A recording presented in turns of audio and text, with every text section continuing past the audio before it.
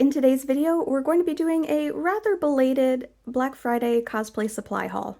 I ordered a couple of different kits from the Dangerous Ladies second sale, so these are pieces that are not up to their usual quality standards, but are still usable for cosplay. They just may take a little bit more work. And I didn't order as many 3D printed pieces this year since I have access to a 3D printer now. However, I don't have access to resin, especially for gems. So this one is for Lisa from Genshin Impact. These two together make Venti. This one is the cape pieces for Rhea from Fire Emblem. And then this is a printed fabric for Jester from Critical Role. So this is not entirely how I planned for this portion of the haul to go, but we had a couple problems. So these are the wigs that I got from Email Wigs or wig supplier. And while it's not a fault of the company itself, there was a problem in shipping where the bag got cut and FedEx repackaged it.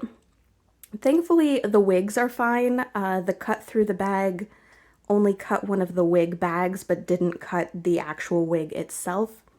And when it was repackaged, there was some moisture in it. So just to be on the safe side, I took all the wigs out of their bags to let them air out a bit, let the bags air out, and I'm going to be replacing all of the tissue paper in them. I don't think any of the wigs themselves were wet, but I'm just being extra cautious. Also, when I opened it, I went through the wigs that I ordered. So we have Daenerys from Game of Thrones, Daki from Demon Slayer, Lisa from Genshin Impact, and then that one is Mari from Love Live. We have Freya from Macross Delta. Underneath here, we have Nobara from Jujutsu Kaisen, and then Anya from Spy Family.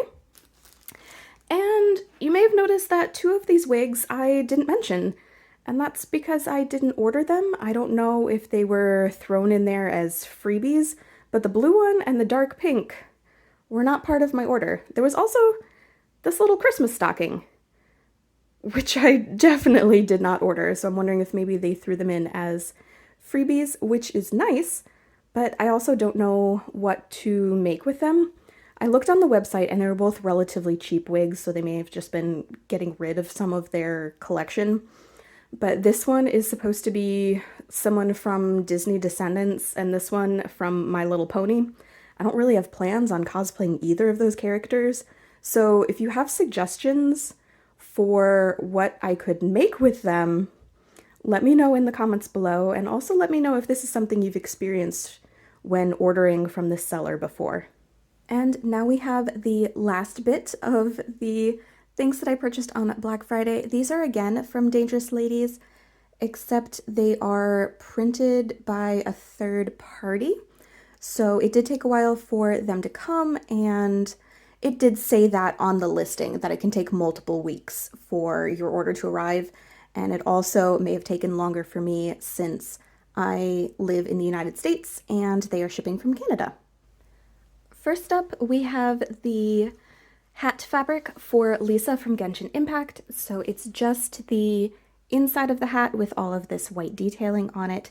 And it also comes with this additional panel, and as I was looking at it, I was trying to figure out what it was, and it's got these little bubbles on it. So I think this is for the little like butterfly thing that she has sitting on her hat. Also from Genshin Impact, we have the leggings for Venti, and it has a tag in here that shows the company that does the printing, and then here's all of the details on it. Here is what they look like on. They're a bit long on me, and they're also a bit tight. As you saw, I ordered an extra large, and while I can wear them, for reference, I have a around 47-inch hip, and it does fit. It's just, I probably would have gone up a bit for comfort reasons. These two fabrics are for Rhea from Fire Emblem, and I ordered two different kinds. So for the smaller capelet, I ordered it in the satin, whereas for the big cape itself, I ordered it in the velveteen, so it's got a lot more of a texture to it. The capelet fabric has the capelet, the collar, material for the ruffle, and the tabard all printed on it. Another cool thing about the capelet is that there is seam allowance and instructions printed on the material itself, so that pretty much you just cut it out and assemble it. Here is what the cape material looks like. For reference, I'm about 5 feet tall, so it'll be a length that'll just probably sweep the floor when I assemble mine. I know this was a little late since some of the items took a while to get here, but I hope you still enjoyed the video, and thank you so much for watching.